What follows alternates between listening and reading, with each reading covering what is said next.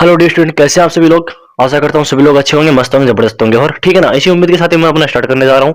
और हमारा जो चैप्टर था ना, हमारा पर्यावरण, उसका यार हमने 2 क्लासेस डाल दी थी और बीच में कुछ में मैंने गैप डाल दिया, उसके कुछ कारण थे। मैं आपका वेट कर रहा था मिशन 100 का, ठीक है ना। क्यों वेट कर रहा था? क्योंकि जो भी वो क्वेश्चन आएंगे सारे के सारे इंपोर्टेंट आएंगे, उनको हम रिवाइज करेंगे और वो सारे के सारे मिशन शो वाले आपके सारे के सारे मैं करवाने वाला हूँ। ठीक है, तो पहले सबसे बात करता हूँ आपका। सबसे पहले तो मैं बता दूं आपको, जिसने आपने जो पहले वाले 2 वीडियो है, जो से 13वें चैप्टर की हमारे पर्यावरण के 13 जो पार्ट है, उसका जो आपके पहले 2 वीडियो है, अगर आपने देख ली है तब तो आप मेरे को थंब का इंप्रेशन भेज दें। और बाकी अगर नहीं देखी है तो पहले चैनल पर जाकर के वो आप देख सकते हैं। फिर हम बात करेंगे, फिर इस क्लास के ऊपर आपको आना है। ठीक है, तो मैं सबसे पहले बात करता हूँ, जो हमारा बचा हुआ टॉपिक बच गया था इसके अंदर का कचरा निपटान वाला, उसको हम थोड़ा सा आज कवर करते हैं। और इसके जो भी मोस्ट इंपोर्टेंट क्वेश्चन बनते हैं एग्जाम की दृष्टि से, सारे के सारे हम कंप्लीट करने वाले हैं। ठीक है, तो ध्यान से बने रहना है और अपने दोस्तों के साथ शेयर जरूर करना है भाई। देखो, आप लोग शेयर किया करो यारो, क्योंकि मुझे सपोर्ट मिलेगा। ठीक है, मैं मोटिवेट होऊंगा, आपके लिए क्लासेज लेकर के आऊंगा। ठीक है, अपने दोस्तों के साथ में शेयर जरूर करना, सब्सक्राइब जरूर कर लेना और लाइक जरूर करना कि वीडियो कैसा लगे। और वीडियो देखने के बाद में, पूरा वॉच करने के बाद कमेंट करके जरूर बताना कि वीडियो में ऐसी कौन सी चीज थी जिसमें आपको कमी लगी और कौन सी ऐसी चीज थी जिसमें आपको अच्छा लगा। ठीक है, अपना फीडबैक जरूर देना। तो शुरू करते हैं। आज का हमारा बच गया था टॉपिक था, वो था कचरा प्रबंधन का। उसके बारे में थोड़ा सा हम देख लेते हैं, कचरा प्रबंधन क्या होता है। क्योंकि इस चैप्टर से जो आपका मोस्टली क्वेश्चन बनता है वो यहीं से बनता है कि कचरा निपटान क्या होता है, कचरा प्रबंधन क्या होता है, कचरा निपटान की समस्या क्या क्या पैदा होती है, ओजोन परत का सिस्टम, ओजोन परत क्या है, नुकसान कैसे होता है इसके अंदर से। ठीक है, सारी की सारी चीजें हम पढ़ने वाले हैं। बस हम देखने वाले हैं आज का जो हमारा टॉपिक बचने वाला है वो रहने वाला है। अब देखो, इस चैप्टर के अंदर देखो, यहाँ से लेकर के मैं बता देता हूँ, इन नोट्स के, ये जो मेरे पास नोट्स बने हुए हैं, ये सारे सारे इंपोर्टेंट नोट्स है। मतलब कि एक भी टॉपिक इनसे बाहर नहीं जाने वाला है। बस आपको मेहनत करनी है, अपने नोट्स से कहीं से पढ़ रहे हैं, यूट्यूब से पढ़ रहे हैं, कहीं से पढ़ रहे हैं, बस एंड एग्जाम के टाइम पर आप जो भी मैं क्लासेस दे रहा हूँ वो आप पढ़ लीजिए। शायद उन्हीं से बाहर कुछ नहीं जाने वाला है, मैं यही आपसे बोर्ड से उम्मीद करता हूँ और मैं आपसे ये वादा करता हूँ। ठीक है, तो देखिए, इसके अंदर हमारा बच गया सिर्फ कचरा प्रबंधन का बच गया, और बच गया इसके अंदर जैव निम्नीकरणीय पदार्थ हो गए, अजैव निम्नीकरणीय पदार्थ हो गए, और कचरा निपटाने की समस्या कम करने के उपाय। और इसके अंदर जो भी देखो इंपोर्टेंट क्वेश्चन है सारे के सारे मैं यहाँ पर लिख करके लाया हूँ। ठीक है ना, ये सारे आज आपको डिस्कस करने वाला हूँ। तो सबसे पहले आप लिखिए कचरा प्रबंधन क्या होता है, कि आजकल कचरा निपटान, पहले आप समस्या लिखिए, जो भी चीजें बता रहा हूँ पहले आप लिखिए उसको। ठीक है ना, फिर मैं समझाऊंगा। ठीक है, क्योंकि आप कहेंगे कि सर आप तो इसमें से हमको बता रहे हैं, मेरा आपको ये मानना है कि क्योंकि पीपीटी बता के सभी, जैसे कोई टीचर आता है ना तो यहाँ पर पीडीएफ सेव करके लाता है। ठीक है, हमारे पास अभी कोई ऐसा जुगाड़ नहीं है। और बात करता हूँ नॉर्मली, सीधा सादा बोल देता हूँ। आपको पहले लिखाऊंगा मैं, फिर आपको समझाऊंगा। लेकिन एक बात जरूर याद रखना, जो भी समझाऊंगा बिल्कुल समझ में आएगा, लेकिन आपको ध्यान से समझना है। ठीक है ना, ऐसे नहीं है कि स्किप कर दिया वीडियो, कुछ भी समझ में नहीं आने वाला है। देखिए, कचरा प्रबंधन के बारे में थोड़ा सा मैं देखूं तो क्या है इसके अंदर, आज कचरा निपटान मुख्य समस्या है। लिखिए, आज कचरा निपटान, आज के समय में क्या है, कचरा निपटान मुख्य समस्या बन गई है हमारे पर्यावरण के लिए। मुख्य समस्या है किसके लिए, हमारे पर्यावरण के लिए बात कर रहा हूं मैं, जो हमारे पर्यावरण को प्रभावित करती है। और हम, हमारी जीवन शैली के कारण बहुत मात्रा में कचरा इकट्ठा हो जाता है, जो हमारे पर्यावरण को प्रभावित करती है, हमारे पर्यावरण को प्रभावित करता है या फिर करती है, जो भी आप उचित समझे, प्रभावित करती है। और यह जो भी कुछ हो रहा है, और यह हमारी जीवन शैली, और यह हमारी जीवन शैली, और यह हमारी जीवन शैली के कारण बहुत बड़ी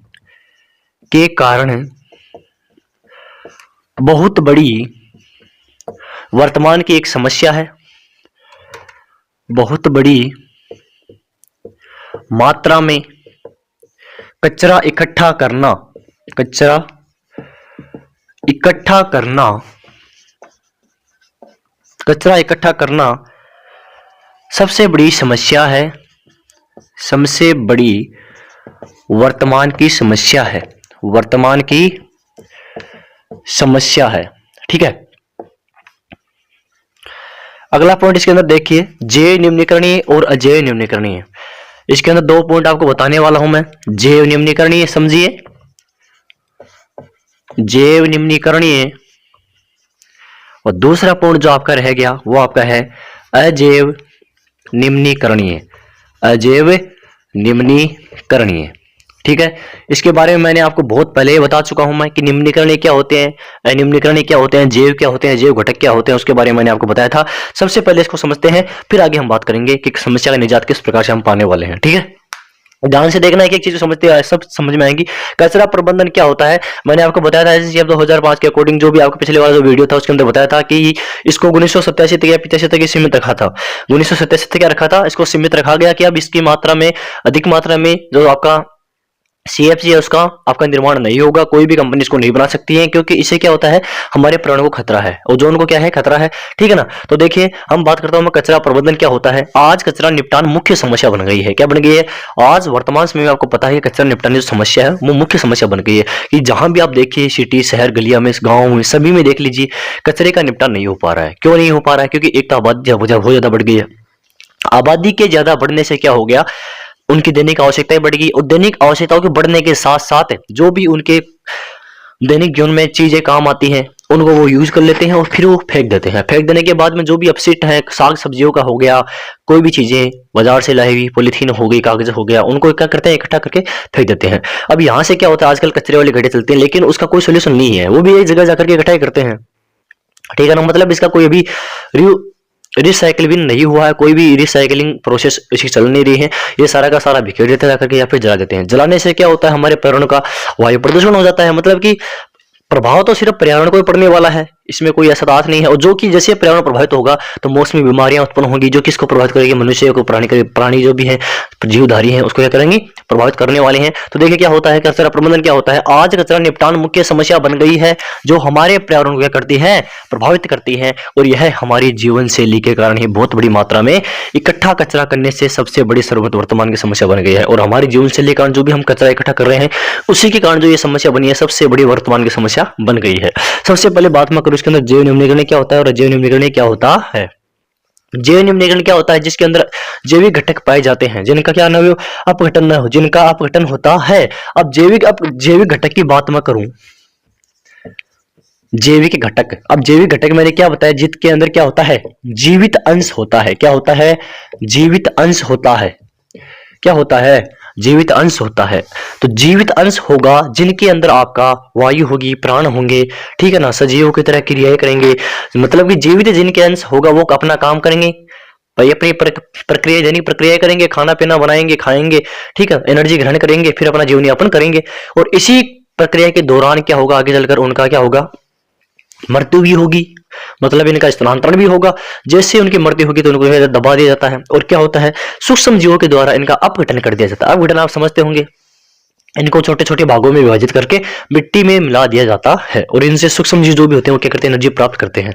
ठीक है, मैंने आपको बताया भी था 10% रूल क्या होता है। ठीक है ना, जैविक घटक जीवित अंश होता है, इसमें क्या होता है, इनका अपघटन होता। अब जीवित अंश जो होते हैं वो गलते भी हैं, मतलब कि अपघटित होते हैं। तो इसको लिख सकते हैं यहाँ पे, इनका अपघटन होता है। क्या होता है, अपघटन होता है। यही मोस्टली बात करूं मैं। इसके अंदर आपको उदाहरण दूं तो उदाहरण क्या क्या लिखेंगे आप, साग सब्जियां होंगे, साग सब्जियां हो गया, जीव जंतु हो गए।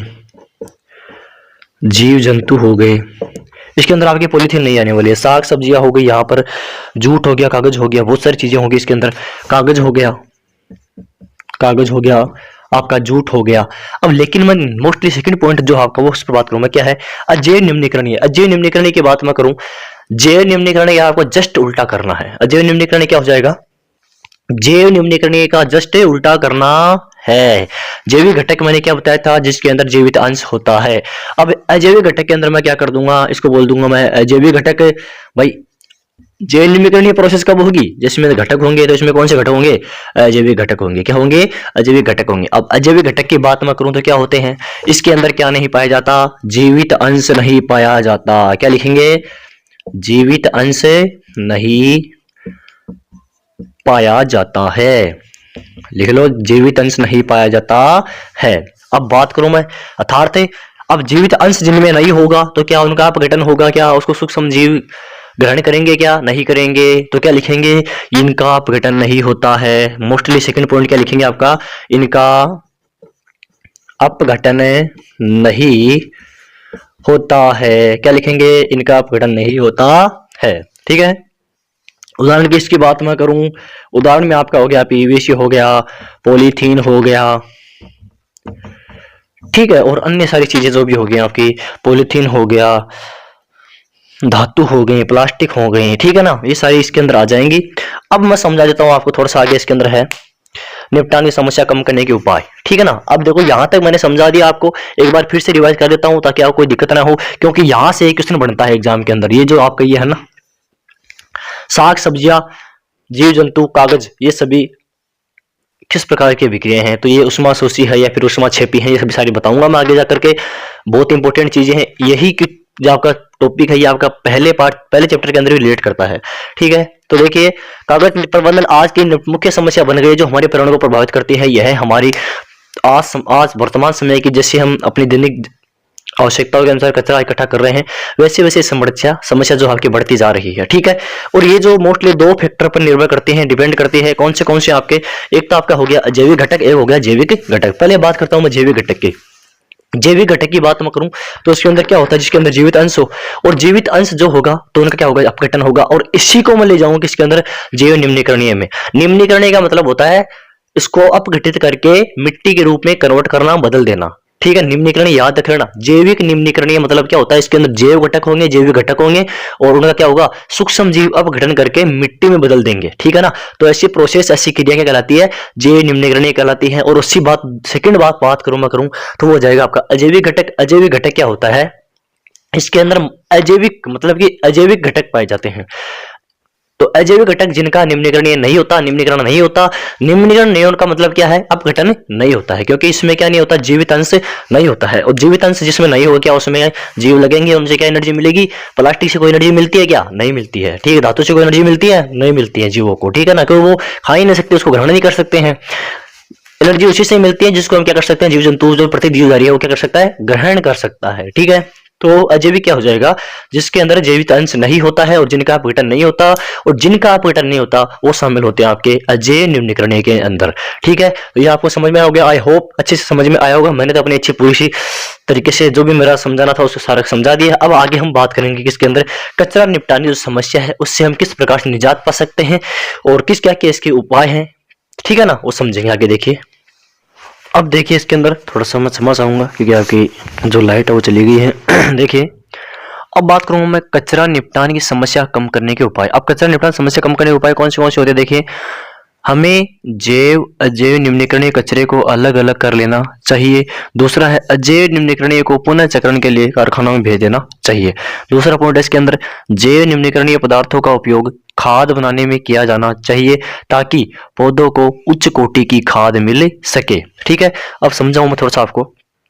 ये बोल रहा है कि आपका जो अजैव निम्नीकरणीय जो पौधे होते हैं, जो भी हैं, उनको करना चाहिए, पुनः चक्रण के लिए कारखानों में भेजना चाहिए। क्यों भेजना चाहिए, क्योंकि वहां से उनके अंदर जो भी ऐसे रसायन हैं जो जिनसे उनका अपघटन नहीं हो पा रहा है, तो क्या करेंगे, जैसे उनका पुनः चक्रण होगा तो वो हटा दिए जाएंगे। फिर क्या होगा, उसको वापस उपयोग के लिए भेजेंगे, और जैसे उनका उपयोग होगा तो वो इस लायक बन पाए कि जैसे इनका उपयोग किया जाए तो ये इनका अपघटन हो सके सूक्ष्म जीवों द्वारा। ठीक है ना, इसलिए इनको कारखानों में जाता है, फिर पुनः चक्रण किया जाता है। और बात करूं मैं जैविक निम्नीकरण की, अब जैविक निम्नीकरण है उनका अपघटन होता है तो उसका उपयोग किसमें किया जाना चाहिए, खाद बनाने में किया जाना चाहिए, ताकि क्या कर सकें, पौधों को जो क्या है उच्च कोटि की खाद मिल सके। ठीक है, इसके अंदर कुछ पॉइंट बनते हैं इंपोर्टेंट, वो लिख दे रहा हूं, आपको लिख दिया मैंने। नोट क्या है, पहला पॉइंट यह है, अगर क्वेश्चन बनता है यहाँ से कि अगर पर्यावरण में जैविक और अजैविक घटक न हो तो पर्यावरण पर किस प्रकार प्रभाव पड़ेगा। कि अगर पर्यावरण के अंदर आपके जैविक घटक भी नहीं हो और अजैविक घटक भी नहीं हो तो पर्यावरण किस प्रकार से प्रभावित होगा। ठीक है, ये बहुत ही काम की चीज है, क्वेश्चन बनता है। अब इसमें क्या लिखेंगे आप कि अगर पर्यावरण में जैविक घटक और अजैविक घटक नहीं प्रभावित होंगे या फिर नहीं होंगे तो पर्यावरण कुछ इस प्रकार से प्रभावित होगा, क्योंकि जैविक घटक और अजैविक घटक कहीं ना कहीं एक दूसरे से निर्भर करते हैं या फिर एक दूसरे पर निर्भर करते हैं, क्योंकि इससे पर्यावरण का चक्कर गड़बड़ा जाता है। मतलब कि पर्यावरण के चक्कर को पूरा करने में समस्या आती हैं, आहार श्रृंखलाएं नहीं बनती हैं, जिसके कारण प्रत्येक जीवधारी अपनी दैनिक आवश्यकताओं को पूरा नहीं कर पाता है, और आवश्यकताओं को पूरा करने के बाद में सूक्ष्म जीवों की भी भारी संख्या में कमी देखने को मिलती है, जिससे क्या होता है पर्यावरण प्रदूषण होने का खतरा बढ़ जाता है। इसलिए पर्यावरण के लिए जैविक घटक और अजैविक घटक बहुत महत्वपूर्ण होते हैं। दूसरा पॉइंट है इसके अंदर, अगर पोषी स्तर से जीवों को नष्ट कर दिया जाए तो क्या प्रभाव पड़ेगा। अब ये बोल रहा है पोषी स्तर से जीव अगर नष्ट कर दिया जाए तो क्या प्रभाव पड़ेगा पोषी स्तर को। तो सीधी सिंपल बात है, अगर पोषी स्तर से जीवों को नष्ट कर दिया जाए, आप सोचोगे एक बार कि जैसे मैं खाना खा रहा हूँ, अगर फसल ही न रहे, अगर फसल ही न रहे, ये समझ लो कि फसल एक जीव है, ठीक है, एक बार मान के चलना, बाकी जीव है नहीं है, ठीक है ना, घास है वो उत्पादक है। अगर पोषी स्तर से जीवों को नष्ट कर दिया जाए, सोचो कि अगर मैं हूं या फिर कोई भी आप मनुष्य प्राणी हैं, जीवधारी हैं, अगर उसके लिए जो उसकी खाने की सामग्री है उसको नष्ट कर दिया जाए, पर्यावरण से हटा दिया जाए, तो क्या प्रभाव पड़ेगा। सीधा सिंपल है ना, वो पूरी तरह से प्रभावित होगा, उसकी देने की आवश्यकता प्रभावित हो जाएंगी, उनका जीवन संकट में आ जाएगा। और उस पर जो भी जीव निर्भर होते हैं, जैसे मैं खा रहा हूँ और मेरे पर भी कोई ना कोई जीव निर्भर है भाई, जो मांसाहारी होते हैं वो सजीव पर निर्भर होते हैं, शाकाहारी पर। अब ये शाकाहारी के लिए अगर घास नहीं होगा तो क्या शाकाहारी का जीवन संभव होगा, नहीं होगा। शाकाहारी की मृत्यु हो जाएगी तो क्या मांसाहारी का जीवन संभव होगा, नहीं होगा।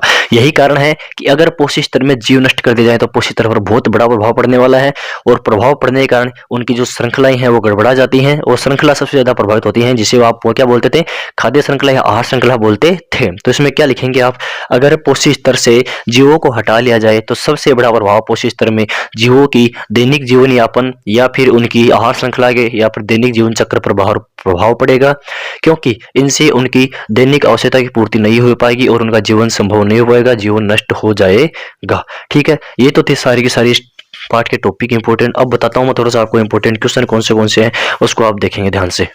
अब बात मैं करता हूँ आपके इस चैप्टर के जो भी इंपॉर्टेंट क्वेश्चन बनने वाले हैं वो सारे के सारे बता देता हूँ मैं, इससे बाहर क्वेश्चन नहीं जाने वाला, ध्यान रखना, ठीक है। और मैं बता देता हूँ, देख लेना, नोट कर लेना, ठीक है। आज का ये लास्ट वीडियो है, कल हम नेक्स्ट चैप्टर स्टार्ट करेंगे, और याद रखना। और एक चीज सोच लेना, एक बता देता हूँ आपको कि अगले चैप्टर के अंदर हम सिर्फ वही टॉपिक बताएंगे या फिर वही टॉपिक इंपॉर्टेंट जो भी क्वेश्चन है उसका डिस्कशन करने वाले हैं, ठीक है, सारे बता दूंगा मैं, ठीक है। तो देखिए, जैव निम्नीकरण है, जैव निम्नीकरण क्या होती है मैंने आपको बता दिया, ये किस प्रकार से पर्यावरण को प्रभावित करते हैं, ठीक है। ओजोन क्या है, निर्माण, हानि, ओजोन परत क्या है उसके बारे में आपको समझाना है। ओजोन गैस का निर्माण किस प्रकार से होता है, ओजोन का जो ऑक्सीजन परमाणु होता है उसे O3 का जो अणु है वो किस प्रकार से बनता है, और अगर इसका निर्माण किस प्रकार से होता है, इससे मतलब इसे कमी हो जाएगी, कोई छेद हो जाएगा, नुकसान हो जाए तो उसकी हानि हमारे पर्यावरण को क्या झेलनी पड़ेगी, इसके वो जो हानियों को कम करने के क्या क्या उपाय होते हैं वो हमें बताने हैं, ठीक है। पोषी स्तर पर जीवधारियों की निर्भरता, अभी मैंने आपको बताया कि जीवधारियों को नष्ट कर दिया जाए पोषी स्तर से तो क्या प्रभाव पड़ेगा, उसके ऊपर इंपॉर्टेंट क्वेश्चन है कि पोषी स्तर पर जीवधारियों की निर्भरता के बारे में बात करता हूं मैं। जीवाणु, कवक व 10% नियम, और जीवाणु क्या होते हैं, फंगी क्या होता है, कवक क्या होता है, उसके बारे में आपको बताना है। फिर 10% नियम मैंने आपको बताया था कि अगर एक पोषी स्तर से दूसरे पोषी स्तर में कोई जीव जाता है तो उसमें 10% ऊर्जा का क्या होता है, स्थानांतरण होता है, जो 90% जो ऊर्जा होती है वो पहले वाले जीव में ही रह जाती है और वो अपघटन क्रियाओं में काम में आती है, ठीक है। उत्पादक क्या होते हैं, अपमार्जक, अपमार्जक नहीं है, अपमार्जक होता है डिटर्जेंट, उसको काम में यहाँ पर नहीं लेना कि उसको उससे कोई रिलेट नहीं करने वाले, इसको कोई मतलब भी नहीं निकलेगा। उपमार्जक है, उपमार्जक मतलब क्या हो जाएगा, अपघटक है। अपघटक मैंने आपको बताया था, उत्पादक तो होते हैं हरे पौधे जो भी शाकाहारी चीजें होते हैं, और इनका जो अपघटन करने वाले हैं उनके बीच में अंतर होता है कि ये क्या होते हैं, ये विषम सूक्ष्म जीव होते हैं, ये उत्पादक जिसमें हरे घास होते हैं, सजीव होते हैं, ठीक है। निर्भरता ग्राफ या खाद्य श्रृंखला, अब आपका इसमें से एक क्वेश्चन बनने वाला है श्योर कि निर्भरता ग्राफ बनाइए या फिर कौन सी खाद्य श्रृंखला सही है, कौन सी खाद्य श्रृंखला बिल्कुल सही है, कोई एक खाद्य श्रृंखला का लिखिए, ठीक है, या फिर गलत खाद्य श्रृंखला को छाटिए, ऐसे प्रश्न इसमें बन सकते हैं। ये वाला प्रश्न इंपोर्टेंट है, ये वाला प्रश्न इंपोर्टेंट है, और ये वाला, और ये नहीं वाला, ये वाले सारे के सारे इंपोर्टेंट, इसलिए मैं 7 क्वेश्चन लेकर के आया हूँ। फिर बात मैं करूँ CFC का पूरा नाम, ये आपको पता है सबको, क्लोरोफ्लोरोकार्बन। क्या होता है, क्लोरोफ्लोरोकार्बन,